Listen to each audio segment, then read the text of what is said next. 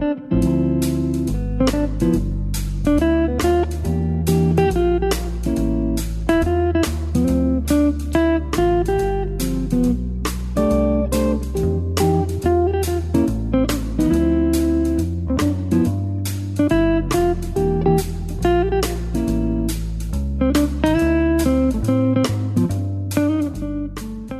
to the Living to 100 Club podcast. Here's our host, Dr. Joseph Cassiani. Well, hello to everyone joining us today on our podcast.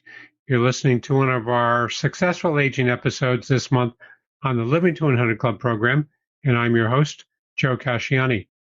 Each week, our conversations educate and inspire, helping you get the best out of all the years we're given, regardless of what comes our way. This Living to 100 Club podcast returns to the topic of exercise and physical activity with our guest, Bill Dooley. Bill has developed a series of exercises for the 65 and over age group in his native Australia. His company is Growing Young, an online program providing a collection of 200 short exercise videos, especially targeting the senior audience. We explore not only the physical benefits of exercise, but also the psychological and social aspects of exercise. This conversation also addresses Bill's emphasis on physical activity, falls prevention, and strength training. You can start at any age, as Bill says, whether you're doing fun runs or simply chasing after the grandkids. Be sure to tune in for today's talk. Just a little background. Bill Dooley is an accredited exercise scientist, author, teacher, and lecturer who has been helping people exercise for almost 20 years through one-on-one, small group, and online sessions. Almost 8 years ago, Bill started Growing Young, which is a face-to-face and online exercise program specifically designed to help and keep the 65 and over strong, upright, and functioning like someone 20 years younger. Well, welcome to our program today, Bill. Thanks for having me, Dr. Joe. Yeah, you're very welcome. I'm looking forward to our conversation. I always open by asking our guests to tell us maybe the highlights that took you to where you are today. What brought you to this place today? Dr. Joe, well, I'll give you the short version. The long version might put some people to sleep. The short version is, look, about 8 years ago, my mum had a few falls, my mother, and asked me to help her get a little bit stronger. And I developed a series of exercises for her to do at home. And she, over a period of time, really benefited from those. And essentially that Growing Young was born from there. And those same exercises have, of course, evolved into a full series of exercises that I thought others could benefit as Mum did. So, yeah, that's pretty much it. So from there, it's been a journey to grow that to what it is now. COVID, of course, had a big part in the online side of things. Sure. Because many who were doing the program, of course, couldn't come into the gym face-to-face. So I developed that online presence to help them and also others. I've got a Facebook page which I was putting up videos a couple of times a week. It was quite funny that I was in the bedroom at home. I'm very, very much a beginner with regards to videoing and recording, Dr. Joe, but we've got a young family, so I'd put my young boys to sleep and I'd head into the bedroom as quietly as I could and film these videos and put them online. And everyone, look, the feedback I got was terrific. Everyone was very grateful and benefited from those. And here we are today. Mm-hmm.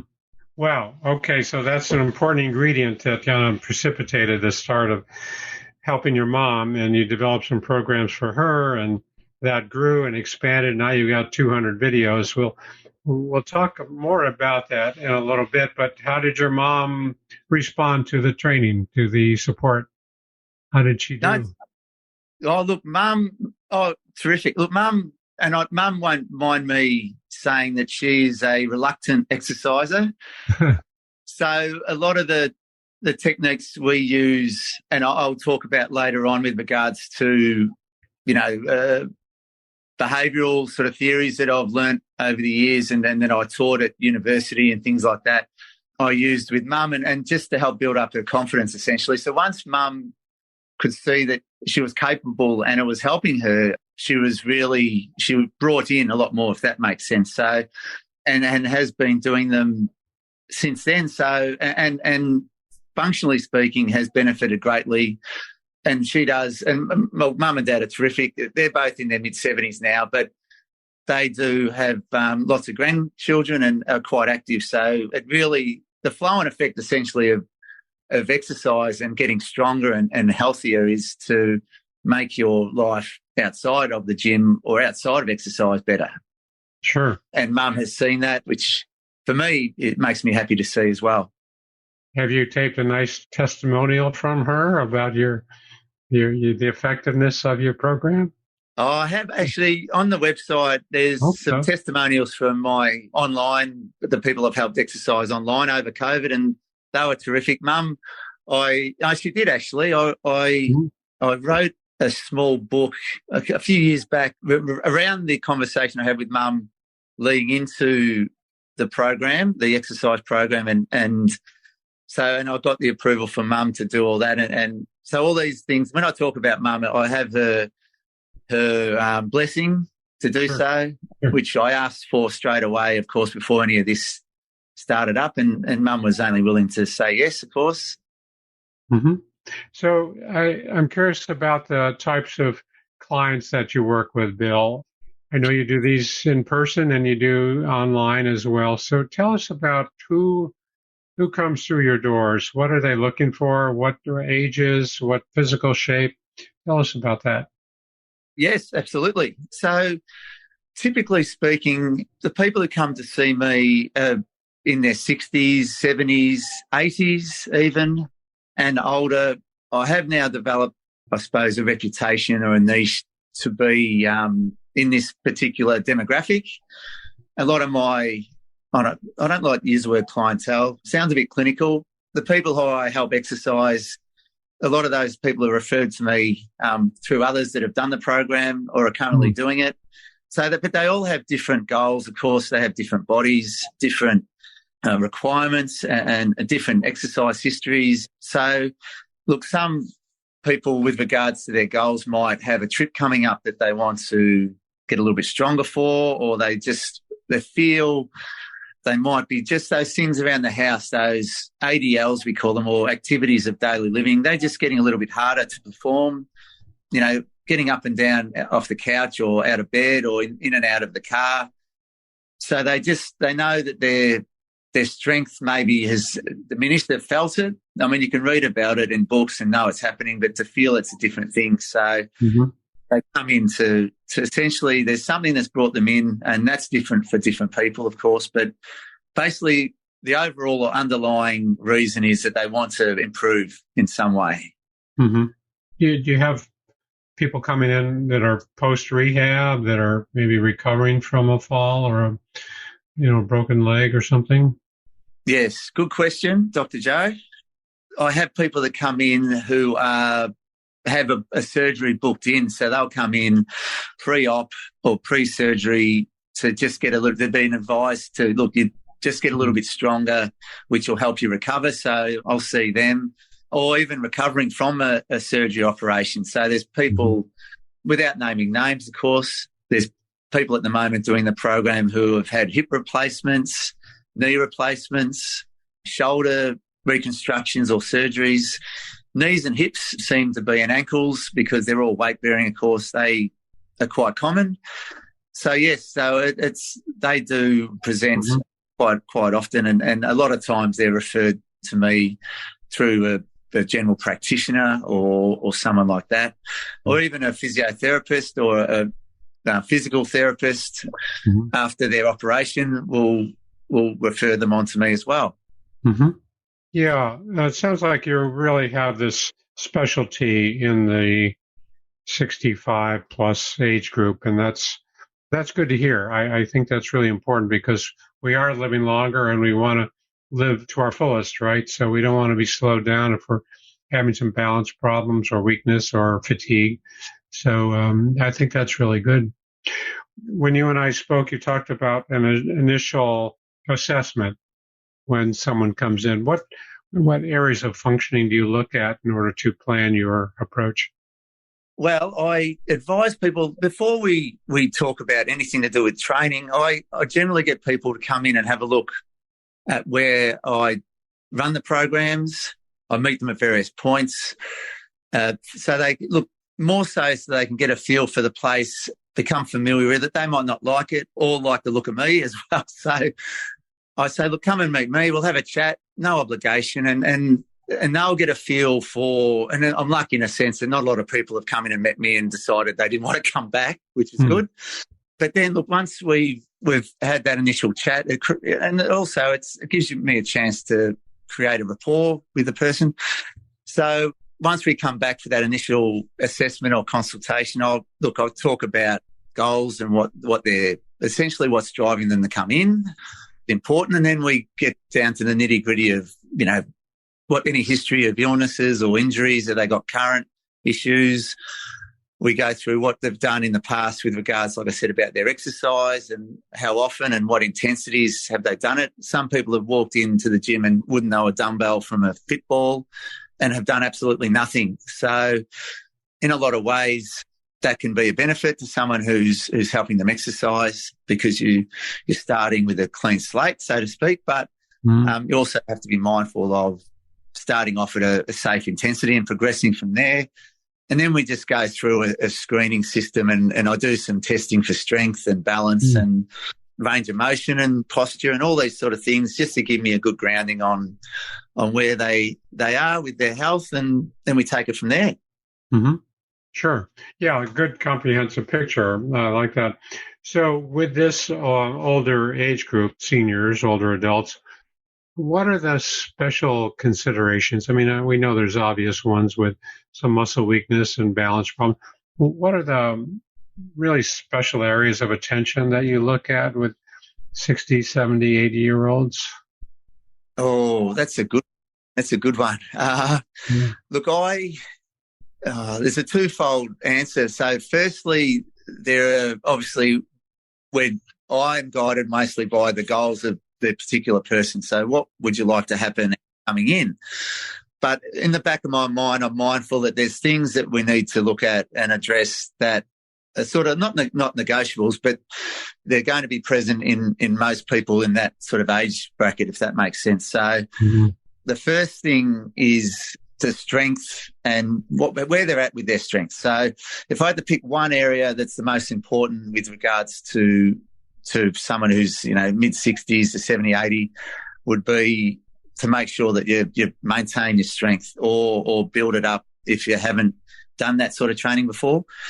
And why I've chosen or leant towards the sort of 65 plus, what people ask, well, why have you chosen that sort of age? Or why is it 65 and not 60 or 70 or, which I get quite common, that question is quite common. Essentially, with regards to strength, and we, say we peak at 30 with regards to strength, which is generally the age.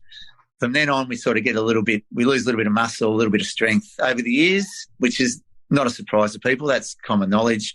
Sure. But it's sort of like, if you can say for those out there, it's in a linear, so the strength's quite linear, the strength deficit. So it's consistent up to a certain point, which is about 65. Okay. And that's when it sort of starts to drop off quite a bit more or quite dramatically. And so I call that the tipping point. And sort of that starts to impact your balance and your walking, along the footpath and all those sort of things. So 65 is the age that I sort of thought, well, that's where if people haven't looked at it up to that point, that's when it'll start to make a difference in their life, if you know what I mean, Joe. Sure. Or Dr. Joe, I should say. No, Joe's So that's fun. Look, and then, of course, you want to make sure the heart and lungs are functioning well and they're moving around. So the aerobic side of things are important.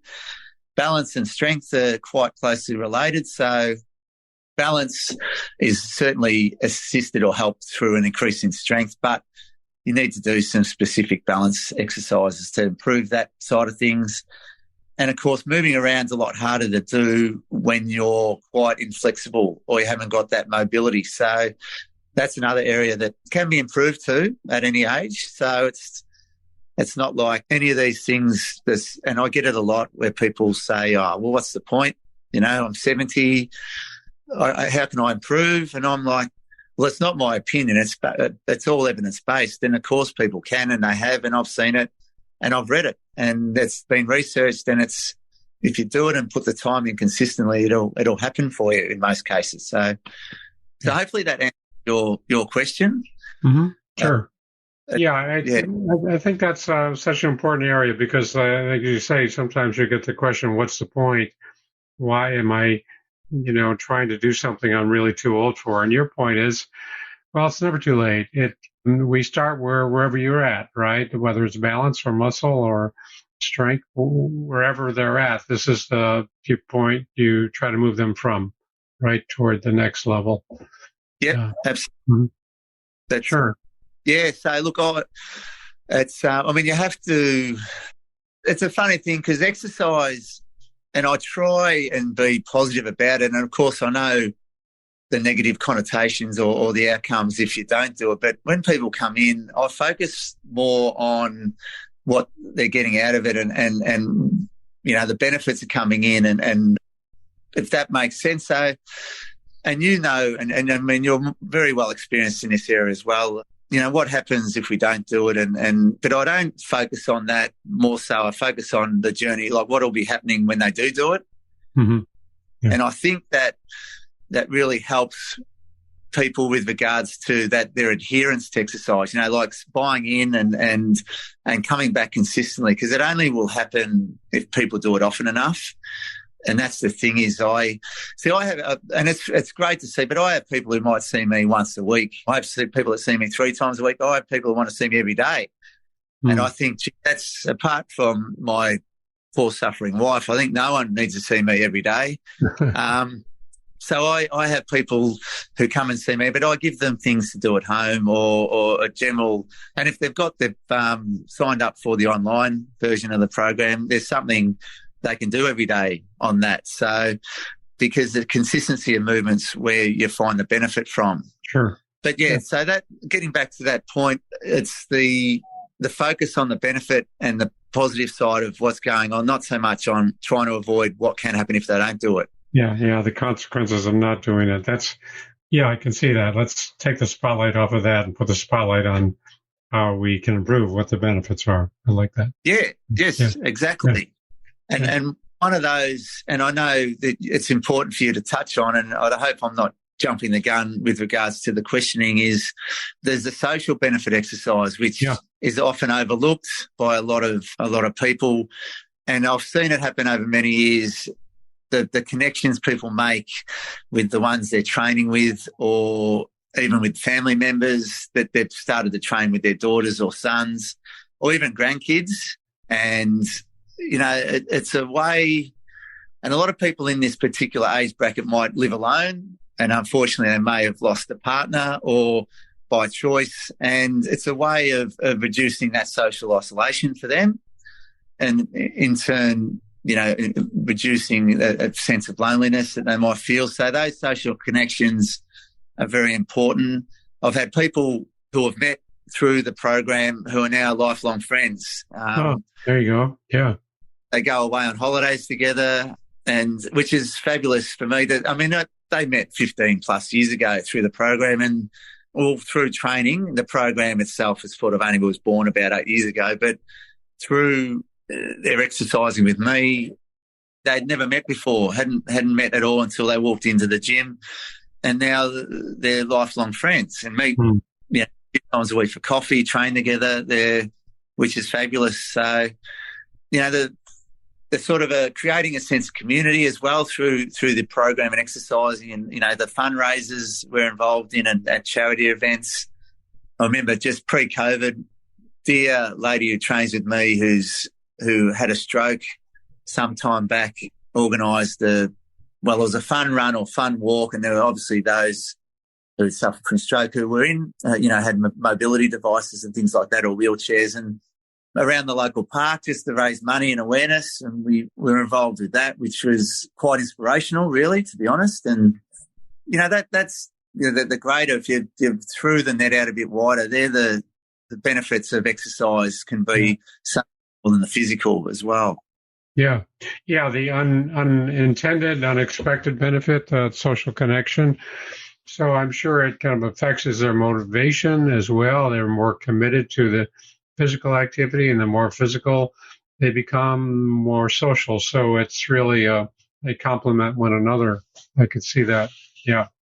And I'm sure you've seen the boost in mood too, and attitude and psychological benefits, not just the reducing social isolation, but that kind of mental attitude too, the mentation, the outlook about, gee, I'm feeling better, I'm feeling stronger, this is making a big difference. So the person feels more empowered. Yeah. Absolutely. I mean, you can't stop it. Once you start moving at a certain intensity, a lot of those hormones that you know well about, endorphins and, the dopamines and the serotonins and all those, transmitters that are released through exercise help increase, mood, reduce stress, create a sense of well-being. And that's happening every time you do it. So, of course, it is a well-known mood enhancer exercise, which is also a benefit as well. And you see it, and people, they'll send me a message and they get home and later on that day or next morning telling me how much better they feel for coming in, which is whether it's a physical or an emotional or a mood enhancer. The one of the things I say to people is, as long as you leave feeling better or being better for coming in, then that's that's an important part of it all. So yeah, that was a successful day. Yeah. Absolutely. Yeah. So let me ask you about the self-efficacy piece here. What are you thinking about there? I know because you mentioned that's an important component. Where does self-efficacy come into the picture? Thanks, Dr. Joe. I touched on this when I went through and did my undergrad degree, the exercise science course, which was exercise psychology. And it got me, that side of the course I found really interesting, the psychology of exercise. And I then had the pleasure of teaching exercise psychology a little bit later. I was asked back to do some teaching and lecturing at the university and touched on the self-efficacy as well, which, look, it refers... look, I'll go right back. So that was introduced by a psychologist and a Canadian-American psychologist called Albert Bandura, and this was in the late 70s. So he introduced it, and it's a part of a behavioural theory, but it refers to a person's belief in their capacity to carry out behaviours necessary to sort of produce, success and certain achievements and things like that. So basically, if a person has high self-efficacy, then that can fuel their motivation to carry out exercise behaviours and be successful and achieve their goals. That's basically it. So where does it come into the picture for me, or how does it all tie in regards to exercise and moving around? Look, as a trainer, I can help sort of fan the flames and build someone's self-efficacy in a few ways. So basically, if someone masters a certain exercise or feels like confident they're achieving something, that can help. Also, this is all part of that particular theory that self-efficacy is part of. Observing others or role models who have succeeded in the program can get people thinking, look, if they can do it, then, why can't I? So that can certainly help as well.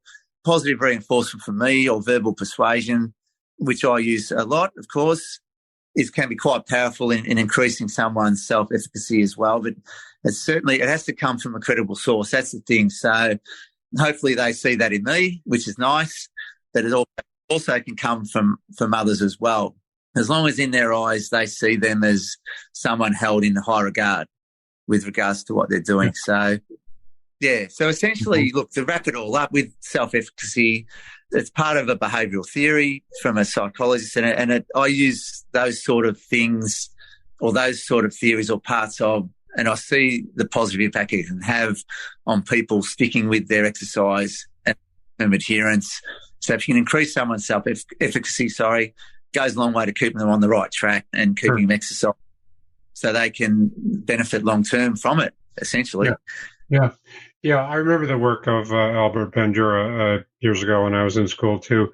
And, the beauty of what you're talking about here, Bill, is that all of this applies to the older adult. And it's not just for middle-aged adults or young adults. What you're really talking about is all of these achievements, this feeling of success, and I call it mastery over one's environment. All of these benefits can be reached at any age. We shouldn't poo the notion of starting this in our 70s or 80s, because if anything, it's probably more effective, more powerful as we start later in our life, because we're going to have the more benefit. It might take longer, but it's going to reach that mental and physical feeling of control and autonomy and mastery, as I said. Yeah, that's the beauty of this. Mm-hmm. Absolutely. And it's not, as you said, it's certainly not age specific. And if anything, sometimes when someone comes in their 70s or 80s, they have a big wall to climb with regards to that mental or some sort of negative connotation to exercise, because they mightn't have particularly grown up with it. It mightn't have been something that they did when they were younger, and they have a certain aversion to it because they don't think it's something that'll help them. And that couldn't be further from the truth. Mm-hmm.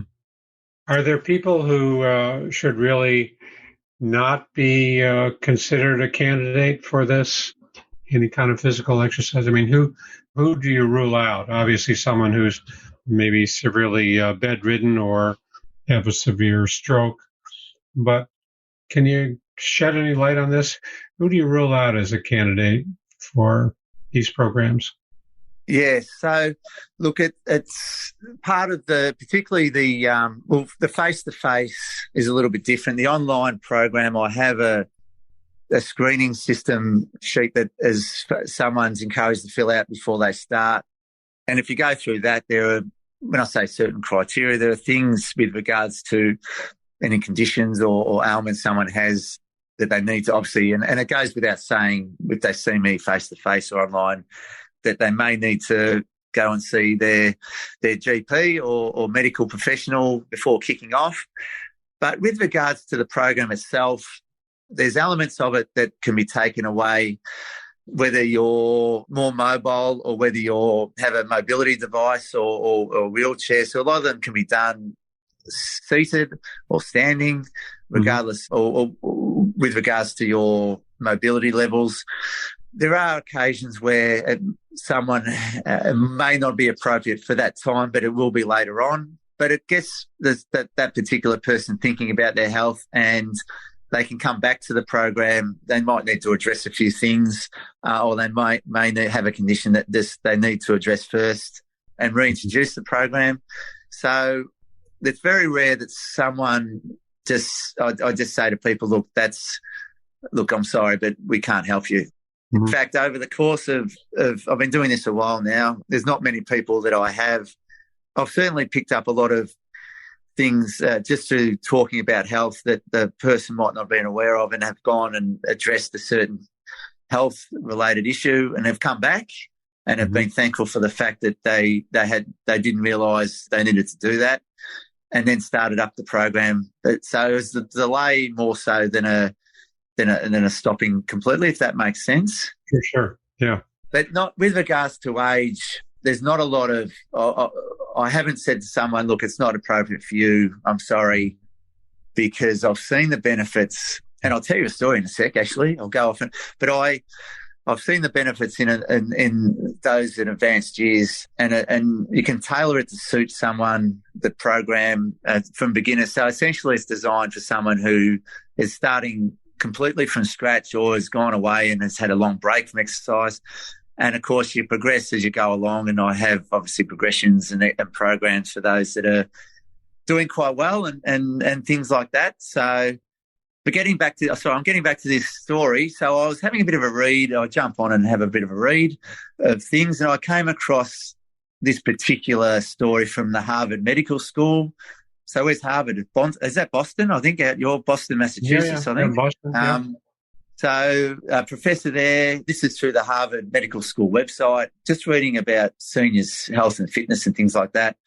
And this particular professor, who's a professor of medicine, physical medicine and rehab there, described the case of a 101-year-old man, mind you, so 101, who wanted to increase his strength just to be able to wheel himself down to read the newspaper, wheel himself down the hall to read the newspaper. So he started on a strength program.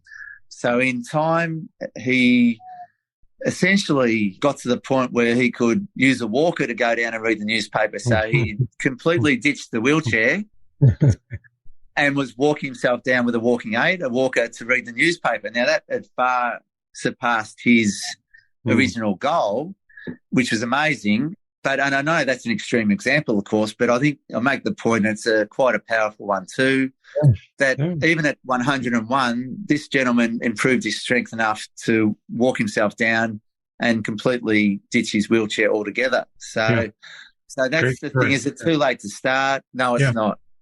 And of course, age, let's take age out of the equation altogether, I think, right? Because it doesn't tell us anything. Somebody might have trouble at 60. Somebody might not have any trouble at 95. So let's take that number out of the picture, because I think it causes more trouble than the positives we get from an old age. So yeah, that's a great story. I like that. And exceeding his own expectations and getting to that newspaper. So for our listeners, Bill, how can someone get started? What kind of programs do you offer? What's the package like if you wanted to describe someone who can't get to Melbourne and they're in Boston? How can they get started? Well, if they're willing to, they can fly me over to Boston. I'm more than happy to help them with their exercise face-to-face. And I would love to visit Boston. It would certainly one of the cities I would love to visit. But look, sorry, that's a bad joke, but... No, it's a good joke. That might not happen, but it's a good joke. I don't like my chances. But look, so through my website, it's easy to remember. So it's www.billdooley.com, BILLDOOLEY.com. So if you jump on there and go to the Growing Young program, you can follow the prompts there and sign up. There's a members area. There's some exercise sample ones you can click on and have a look at and get a feel for what the sort of things you'll be doing. But in the members area there are a number of programs, and I'm adding to them consistently. That the beginner program, which is beginner one, essentially caters for those that have done nothing at all. So they've okay, I really want to start doing something. I've set up the programs and the exercises so they can do them at home or anywhere, essentially. They can do them on holiday. They can do them in a gym. They can do them in a hall. They can do them in a park. They can do them in the backyard. They can do them in the front yard if they like. So essentially I wanted to design a program that someone didn't need a lot of fancy gym equipment to do. They can use anything around the home, and they can certainly, if they have a gym equipment, then terrific. If not, then that does not matter at all. So essentially it's caters for those that, like I said, haven't exercised at all or have come back into it after a long absence. And then from there, you progress through the progressive exercise program. So each exercise program is a little bit more challenging than the previous one. If you do have a little bit of experience, as I said, you can start at the beginner 2 or 3 as your base starting point and progress from there. So, but it's an evolving thing. The programming, I do that. And so I add programs and change programs and as we go along, just to obviously keep people improving and being challenged and enjoying it. So down the track, it's just me, but down the track, I might get someone younger and better looking to do the exercise videos. But the jokes might not be as good. Yeah. The jokes will probably be a lot better, but But anyway, that's the you get lumped with me to start with, so hopefully that's okay with people as well. Okay. BillDooley.com. And people can send you questions. If they have some questions, they can contact you through your website? Yes, they can certainly do that, or email me. The website has the email address on it, so you can certainly contact me if you have any questions about anything we spoke about today, or just, it doesn't have to be to start up. It just could be something that is playing on their mind, or I'm happy to help. And look, if it gets someone thinking about being more active or exercising, then I'm happy to help. Sure. Yeah, I can appreciate that. I know our listeners will appreciate that. Just to direct any question or thoughts or concerns they might have. So www.billdooley.com. Okay. Well, Bill, looks like we're out of time for today, but before I wrap up, I just want to remind my listeners to visit my website, living200.club, sign up for my email list, and download a free copy of my 9 tips to make living longer enjoyable. It's a PDF. You can print it off on your printer. And you'll also see an option to contact me with your questions and comments. I really enjoy people commenting, and I welcome your feedback. So, Bill, thanks very much for being a guest on our show today. And BillDooley.com is your website, and people can access that and learn more about your programs. Thanks very much. Thanks, Dr. Joe. It was a pleasure. Thank you. Yeah, you're most welcome. And thanks to all of our listeners for tuning in. Hope to see you next time.